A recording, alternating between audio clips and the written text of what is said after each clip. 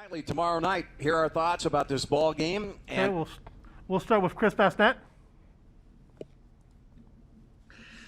Hey Fred, I heard you talk about the mental fatigue with your guys. Do you feel like the late start had anything to do with that after playing 3 early games, or what was kind of your thought on that? Yeah, not only that, that is a factor. I mean, not only that, but we practice in the morning. We get them up early. We're in for testing at 7 a.m., 7:30, and we're in the weight room at 8, and we're generally on the practice floor at 9.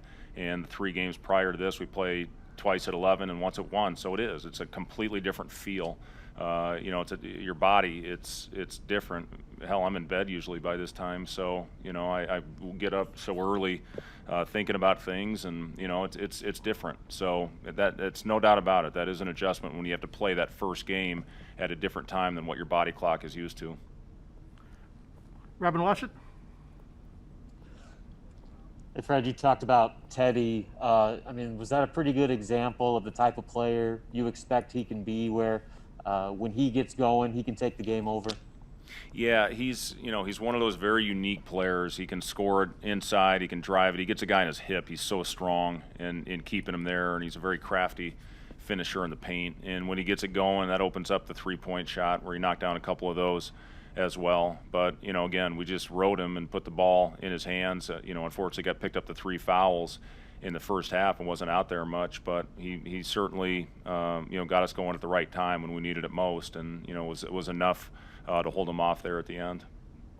There was a play there where I think South Dakota called a timeout, and he comes to the bench screaming, with just a whole bunch of fire. Does he like that a lot? Like, does he act like that in practice, or was that kind of maybe a new thing he showed tonight? That's him. I mean, he's a passionate basketball player. He hates to lose. That's one thing I love about him is his competitiveness, and I think it got the best of him a little bit in that first half when he got the technical.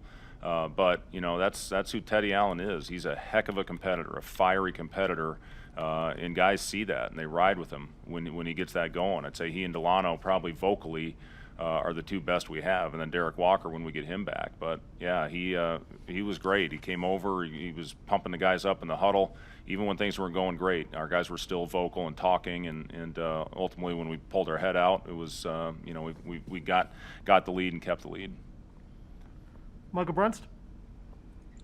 Fred, how did you think you guys did defensively and kind of on the glass tonight? I know that was one thing you guys are really hoping to improve on at the first 3 games there. I thought we had good stretches. I thought we had some really good defensive stretches, but then we had some where we just had some bonehead plays, especially late when we lost. Like I said, we lost the shooter, and then there was that one stretch where we give up 3 offensive rebounds in a row. Had 3 great defensive possessions, and then you don't finish it off by getting the rebound, securing the rebound where we can get out and run. And I thought when we did rebounded that first half stretch where we played well, it was all transition. The second half, when again Shamil, like I said, did a phenomenal job. In my opinion, was a player of the game with his defense. Forced Umade into really tough shots, and we gave him a couple second opportunities to score it or put him on the free throw line. Second half, we did a better job of not fouling again until the end. We fouled a 3-point shooter. You can't do that. Put them on the line a few times, but they didn't get in the bonus until close to I think about 6 minutes left. So listen, we got work to do. There's no doubt about it. We're seeing different looks every time we step on the floor, and we're going to continue to get better. I know that. I know this group has a lot of pride, but like I said earlier, it's much better to learn from a win than a loss like we had last week. Connor Happer. A little bit of a follow-up on that. Lat pulled in 12 boards tonight. How big of a deal is that for your guys' offense just in general when he can crash the boards like that and then he can make a couple threes as well? Yeah, it is huge. We ran a play for Lat to get him going early. He hit the 3 to open up the game. He hit another 3, and then they did a good job on him. Got him loose a few more times. We couldn't knock him down, but that's what Lat does, and that's what I like about that versatile first group. We didn't practice with that group a lot because we had Ivan, we had Eduardo, and we had Derek. So you got 3 5s that are playing that spot. So we practiced a little bit with Lat there, but now all of a sudden with everything going on, we're ended up starting him at that position without a lot of practice time with all these games we've been playing. So, we'll run and try to get some more wrinkles to free Ladd up because, he is one of the better shooters on this team. A couple more. We'll go with Jacob.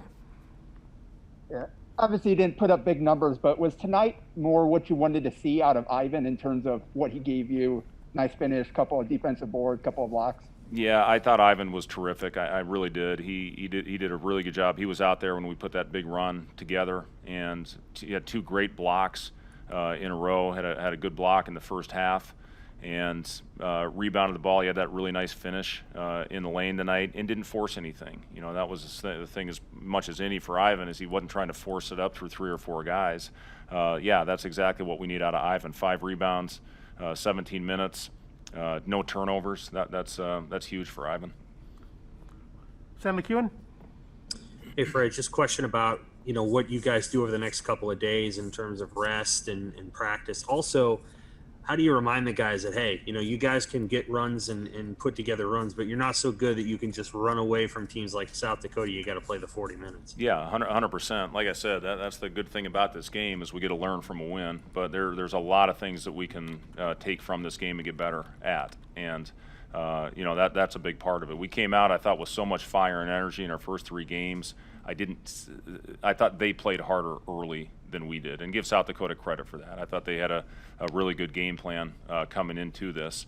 When we went up 18, we did some really good things and some things that we can certainly build on. But, the complete 40-minute game, we're going to have those if we're going to have a chance to compete in our league this year. And we'll finish up with Jason.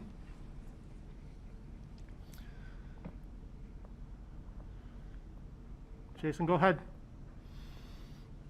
Okay. I guess we're done with Coach. That will conclude with Coach, and we'll come back with players here shortly.